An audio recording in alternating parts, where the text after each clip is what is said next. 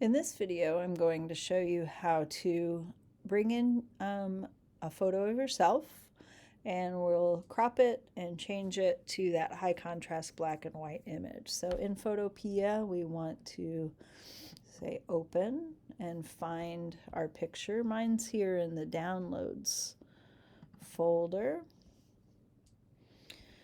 So wherever you have that on your Chromebook or laptop will be good. And the first thing we want to do is to crop the image. So along our toolbar, we'll find the crop tool. We can also hit the letter C on our keyboard to pull that up. And before we get busy cropping, we want to adjust the settings along the top here for fixed ratio. And we want 1 and 1 typed in these two squares. That means that the width and the height are always going to be the same. So no matter how I move this frame, or if I drag it from a corner or a side, it always keeps it so that the width and the height are the same proportions. So for your crop, you want to get, maybe some of your shoulders, a little of your shirt, leave a little room around yourself. You can center yourself or put yourself a little off center. I'll kind of stick with that. And if we like it, when we like it, what's inside of the box, hit the check mark and you'll see that it got rid of everything else. Okay, so that's the crop.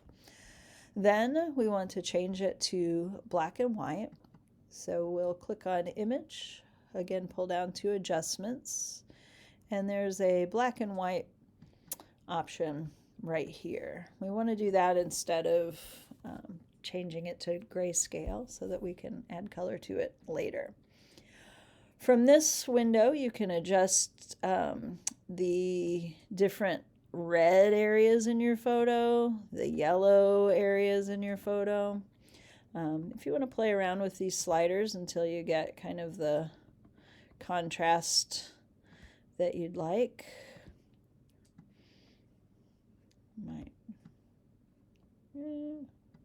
something like that. I'll hit OK, and it has a black and white version of me on there. But this is a grayscale version, meaning we have a whole range of tones. We want to make it pure black and pure white. And before we do that, let's click over here again on adjustments. And this threshold feature, we'll change it to only black and only white. And as before, there's a little slider here where we can play around with that. If I move it this way, you can see that it brings in more black. Taking it the opposite way will bring in more white. And we want to just kind of find an area where we still have some of our main facial details and shadows, but maybe not too strong. And it's going to look weird. Like that looks really funny to me, like I look like I don't have any teeth. And I'm trying not to be self-conscious about that, but I think we'll call that pretty good. Remembering we'll be coloring in like our features later with different tones. So I'll hit OK, and now we've converted that to a high contrast black and white image. So I'm going to go over here to my layers palette on the right hand side and click on the word itself. Double click and you'll see that now it's editable.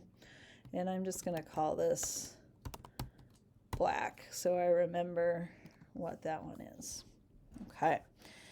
The next step will be to get rid of all this white, and then we're going to add in some more layers to have our separate features ready for our template here. So the fastest way to get rid of the white will be to go under Select, pull down to Color Range, and it looks just like the preview here, but I'm going to just click in my white to make sure.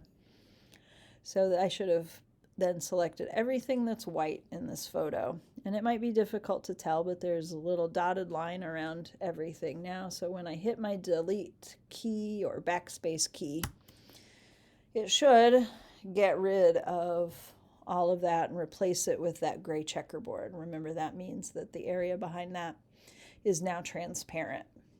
Okay, so with that in place, we're ready to add more layers. We want to add a layer for every part that will ultimately change later.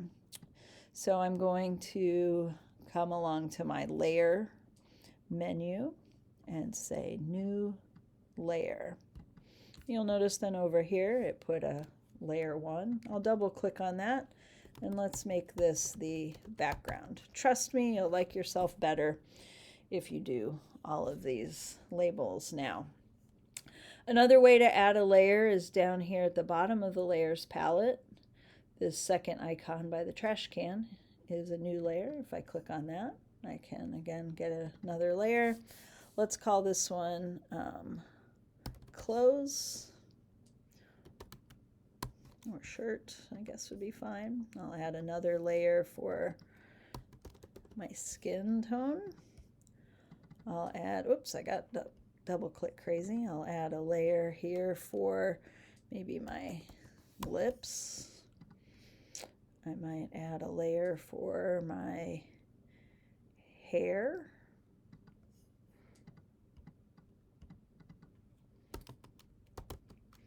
And that might be as many areas that I'm going to edit. So I'll go ahead and get rid of that layer 2 that's kind of extra up there by using the trash can key.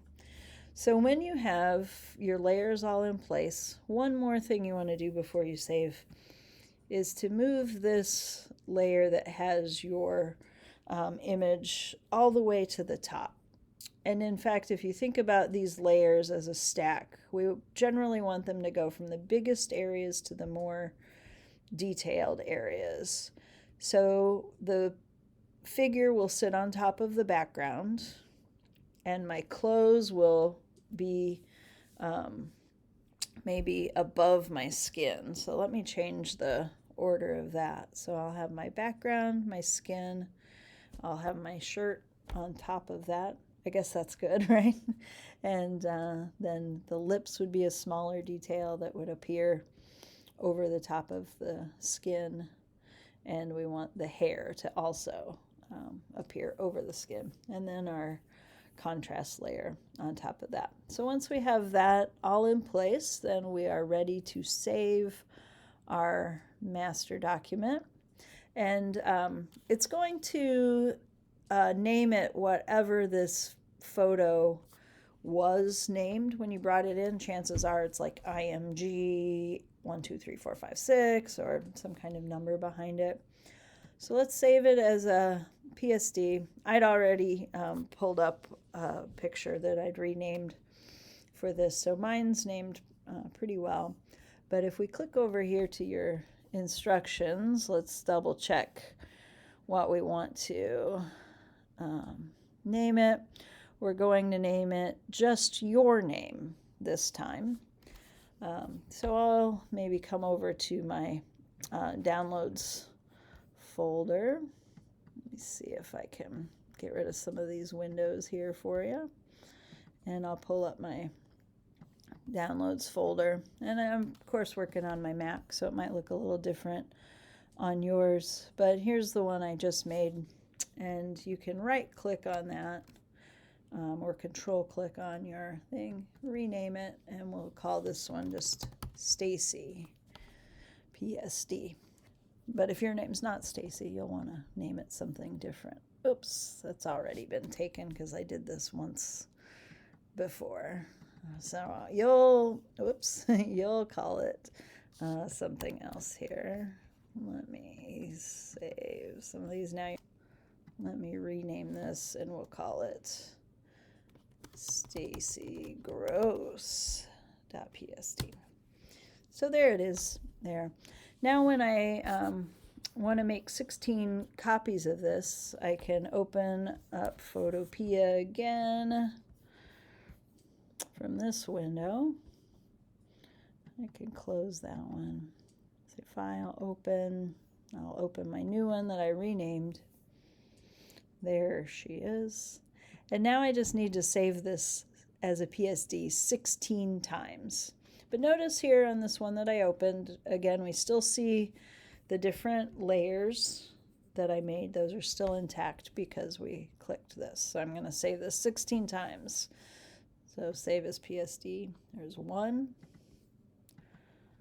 2, 3, 4. You get the idea, right? I don't need to do all 16. 5. All right, good, good, good. So repeat, repeat, repeat until you have 16 of those, and then you'll be finished with that step.